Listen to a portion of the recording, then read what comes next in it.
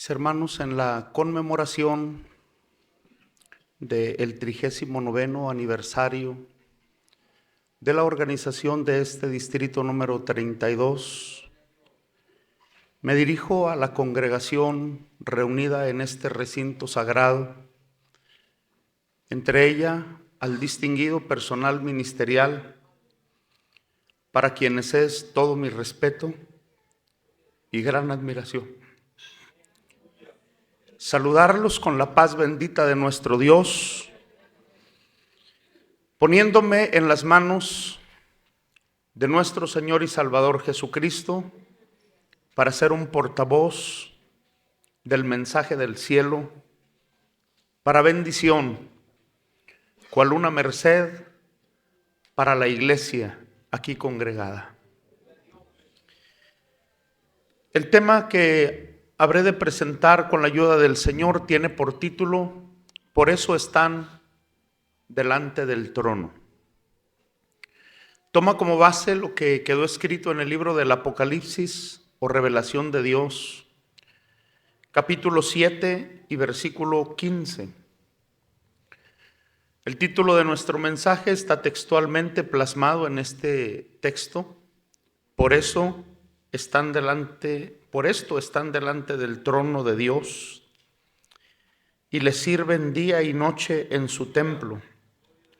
Y el que está sentado en el trono tenderá su pabellón sobre ellos. Dentro de las muchas revelaciones que le fueron mostradas al teólogo Juan, nos apoyaremos en una de las visiones, particularmente en la visión que miró San Juan respecto de aquella grande multitud, la cual ninguno podía contar, de todas gentes y linajes y pueblos y lenguas. Esa grande multitud que Juan miró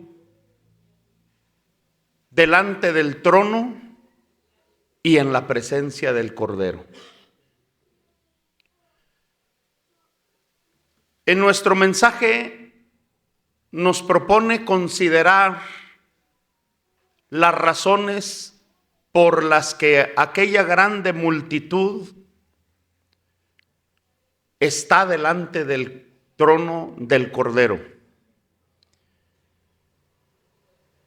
Y para ello encontramos nosotros en lo escrito en este libro de las Revelaciones que uno de los ancianos se dirigió a San Juan el teólogo para preguntarle acerca de la multitud, la cual describe: y estos que están vestidos de ropas blancas, estos que tienen palmas en sus manos, ¿quiénes son?, dijo el anciano. ¿De dónde han venido? Juan se limitó a responderle: Señor, tú lo sabes. Y fue el mismo anciano el que nos da las razones de por qué esa multitud está delante del trono.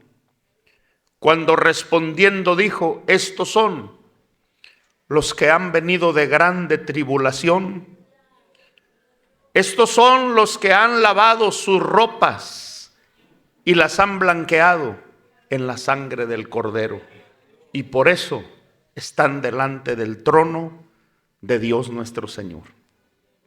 Esas dos causas tendríamos nosotros que ampliarlas en la consideración. Por eso están delante del trono. Son los que han venido de grande tribulación y son los que han lavado sus ropas en la sangre del Cordero. Abordemos la primera de las causas. Son los que han venido de grande tribulación. En el camino de esta bendita gracia, todos los que participamos de la gracia de Dios, es decir, todos aquellos que hemos creído en nuestro Señor Jesucristo, cuando iniciamos esta carrera, la iniciamos siempre bajo el principio de un llamado de ese Cristo de gloria que desde que nos llamó, nos dijo: el que quiera venir en pos de mí, niéguese a sí mismo, tome su cruz y sígame. El Señor nunca nos propuso que este camino sería un camino de rosas.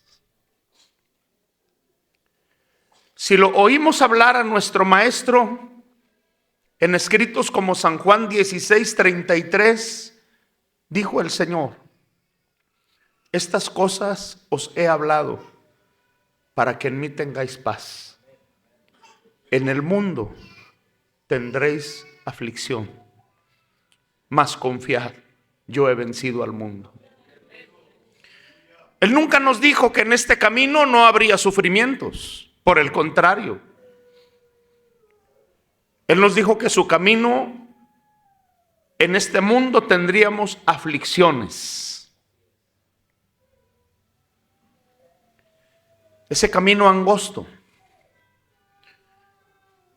Muchas veces en nuestro caminar, en el peregrinar de nuestra vida, en ese camino atravesamos por los cardos y por las espinas. Y no es el tiempo de abandonar ese camino. Tenemos que caminar por esa senda, sin importar si nuestros pies sangran en el camino. Tenemos que traer a la mente aquel que caminó la cuesta del Calvario por amor de nosotros. Tenemos que pensar en Él, que si Él participó de ello, nosotros también habremos de participar. Porque en la gracia que Dios tuvo para con nosotros, nos ha sido concedido no solamente que creamos en Él, sino que también padezcamos por Él. San Juan capítulo 16, versículo 1, habló el Señor: estas cosas os he hablado para que no os escandalicéis. Esto tenemos que guardarlo en el corazón.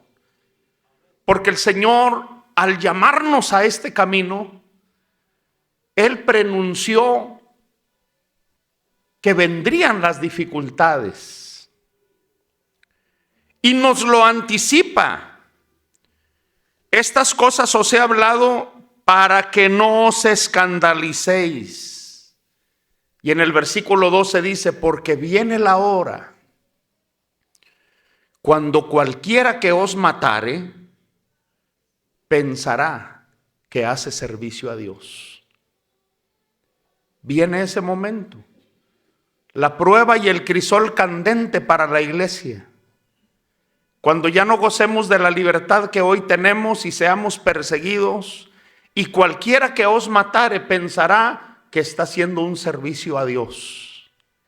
Y dice el Señor: y estas cosas os harán porque no conocen al Padre ni a mí, mas os he dicho esto para que cuando aquella hora viniere, os acordéis que yo lo había dicho. El Señor nunca nos dijo que no habría sufrimientos. Los padecimientos y las cosas que se presentan en nuestra vida no deben extrañarnos, hermanos. Bajo ese principio, bajo ese entendimiento, los creyentes en Dios, incluso aquellos que han compuesto alguna alabanza respecto de esto, lo han expresado. Si en tu vida todo sale como quieres, si en tu vida no hay dolores y no hay penas, Si en lo hondo de tu alma solamente hay felicidad, tienes deseos de darle gracias al Eterno. Pero un día tu fe ha de ser probada. Y de pronto tu alegría se interrumpirá. Y cuando la alegría se interrumpe, entonces llegarán a tu vida grandes problemas. Pero aún en eso, tienes que honrar al Cristo que te ha llamado a este camino santo. Entonces dice, y tu hermano, si en tu alma hay hoy un gozo, no te extrañes si el día de mañana llega el dolor. Es prueba de fuego del cielo. Pero al final tú sabes que en tu alma el gozo es el que va a reinar. La gente no logra comprender cómo es posible que dentro de nuestra vida cristiana, aún en medio de los problemas, de la adversidad, podamos sentir gozo y alegría. Pero es que el gozo de la salvación es gozo inefable, gozo glorificado. Cuando a nosotros vienen las penas, las dificultades, nosotros las ponemos en una balanza en el momento y pensamos en la gloria que nos espera. Y entonces cuando ponemos a la balanza estas cosas, decimos, lo que hoy padezco, lo que hoy sufro, lo que hoy me hace sufrir y llorar, no se compara con el peso de gloria que nos espera cuando estemos en la presencia del Señor. Cuando Jesús caminó la cuesta del Calvario rumbo al Gólgota, una grande multitud de gente le seguía. Entre ellos iban algunas mujeres que, viendo el sufrimiento de Jesús, le lloraban. Y dice el escritor sagrado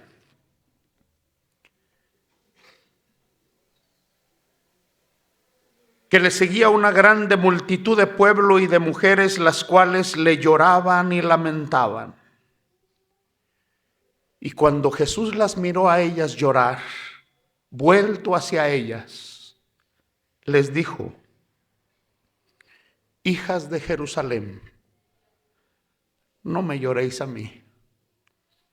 Llorad por vosotras mismas y por vuestros hijos. Porque viene la hora cuando dirán, bienaventuradas las estériles, bienaventurados los vientres que no engendraron. Porque dense cuenta de esto, que si esto hacen con el árbol verde, ¿qué no harán con el seco? Jesús nos está dejando claro que dentro del peregrinar de la vida nuestra habrá de presentarse un sufrimiento, una tribulación grande. Si esto hacen con el árbol verde, ¿qué no harán con el seco? Si esto están haciendo conmigo, ¿qué no harán con ustedes? Entonces nosotros tenemos que estar impuestos de ello. Por ello los apóstoles, como siervos de Dios, se ocuparon de instruir a la iglesia, a confirmarla, que tuviera una fe arraigada en el camino del Señor, y le decían, confirmando los ánimos de los discípulos, les exhortaban a que permaneciesen en la fe. Y les decían, y es menester, es necesario que por muchas tribulaciones entremos en el reino de Dios. Y esto tenemos que hacerlo. Tenemos que decirles, hermanos, como iglesia, que es necesario que pasemos por muchas tribulaciones. Sentimos un lamento muy grande, porque lo que vivimos hasta hace poco y que todavía hay secuelas de esta contingencia, que no fue una gran tribulación para la iglesia, fue una situación que afectó a nivel mundial, pero nos hizo que las puertas de nuestros templos se cerraran. No fue una tribulación.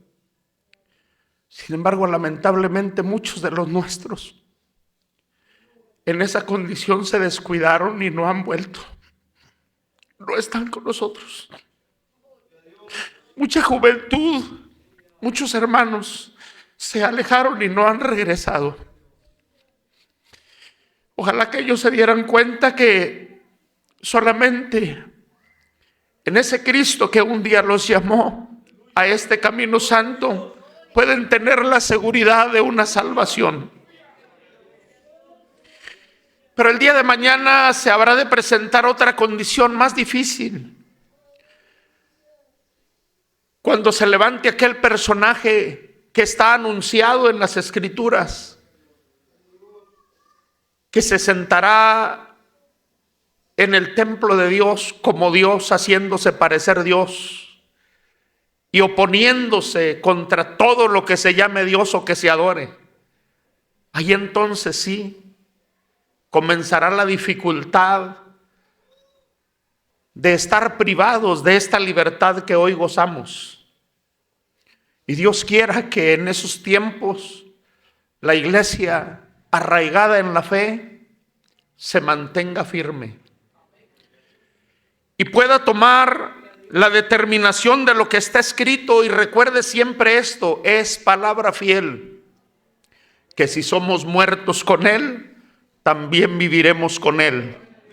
Si sufrimos, también reinaremos con Él. Pero que se tome en cuenta también que si le negáremos, Él también nos negará.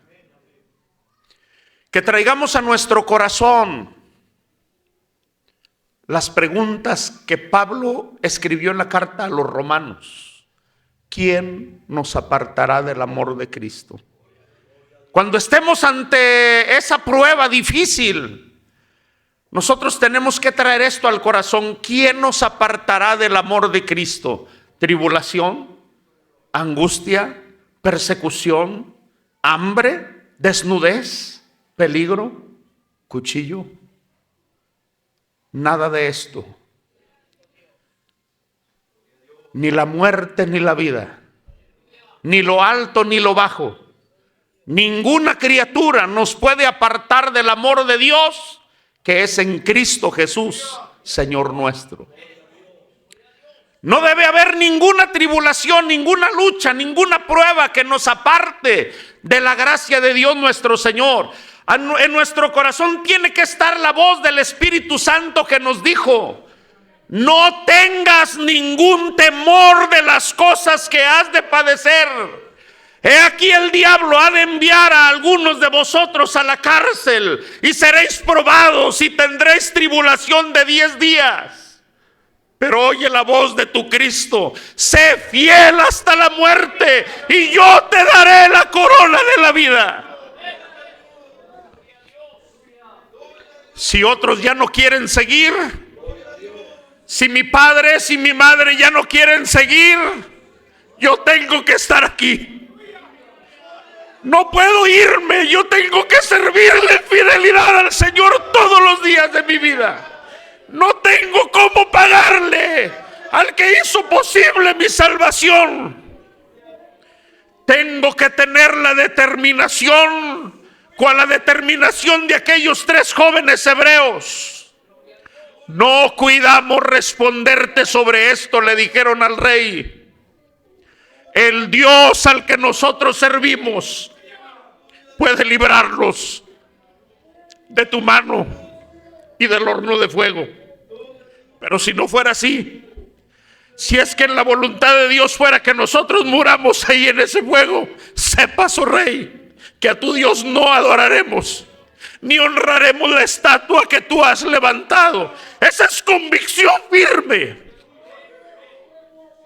Esa es la convicción que tenemos que tener en nuestra fe como cristianos.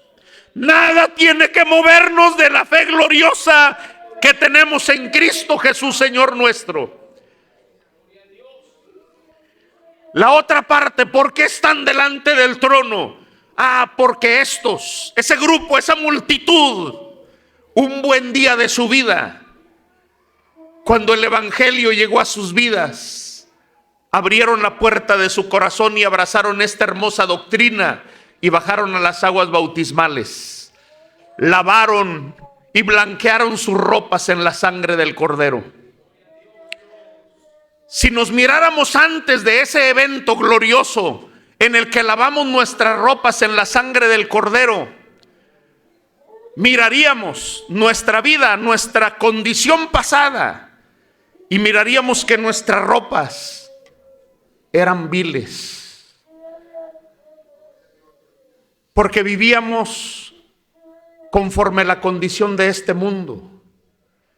Vivíamos conforme el príncipe de la potestad del aire.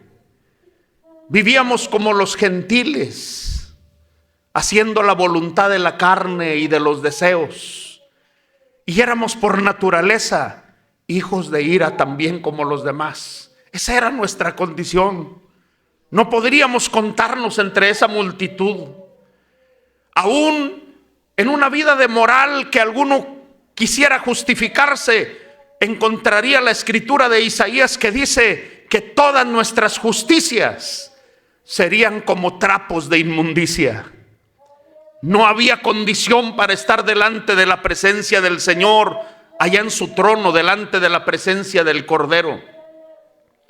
Sin embargo, día glorioso, día inolvidable, dichoso día, cuando a nuestra vida llegó la lumbre gloriosa del evangelio y nos hizo ver cuál era nuestra denigrante condición.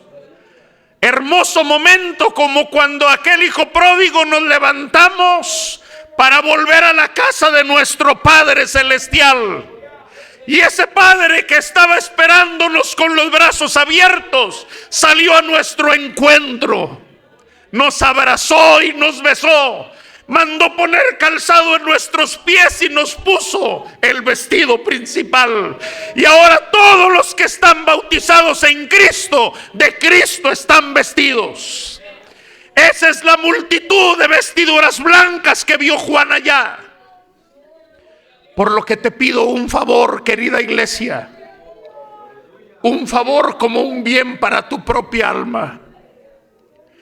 En todo tiempo sean blancos tus vestidos y nunca falte un ungüento sobre tu cabeza. Cuida la bendición tan grande que Dios te ha dado. Vive la vida de justicia, de santidad, de verdad, porque hay riesgos. Jesús pronunció una parábola de un rey que hizo unas bodas, y cuando el rey entró a las bodas y empezó a mirar a la multitud que estaban ahí, a todos los convidados, de pronto se encontró con uno que no tenía los vestidos de bodas.